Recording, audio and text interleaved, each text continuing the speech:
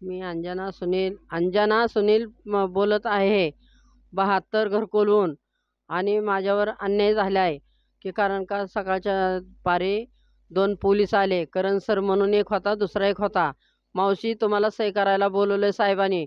मी विचारलं की कशाची सही आहे, तर ते काय म्हणले, मावशी नुसतं सही करायची आणि घरी यायचं आहे, बाकी काय नाही तुमचं काम. मग तिथून नेलं मला कुठं, मांजरीच्या चौकीतनं हडपसर चौकीतनं मगरपटा चौकीत नेलं.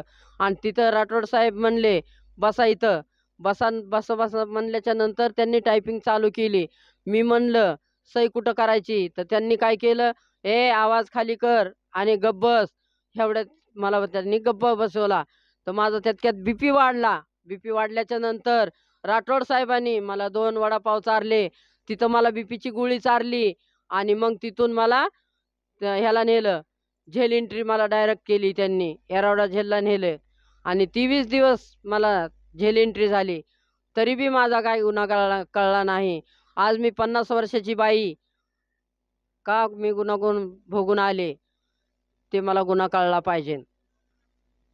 तर आपण त्या संदर्भात तुम्ही पोलिसांना विचारलं होतं का? सगळं विचारलं, माझा जबाब नाही घेतलेला, माझा काही घेतलेला नाही, मी काही बोललेले नाही. माझा जबाब आहे असा की ह्या बाईनी आज नाही नाही म्हणलं तर 10 वर्षापूर्वी माझ्या मोठ्या पोरावर खोटे आरोप टाकले होते. आणि हिनी नाही नाही म्हणलं तरी दोन तीन जणांवर खोटे आरोप टाकल्यात. त्यांचे बी FIR माझ्याकडे आहेत.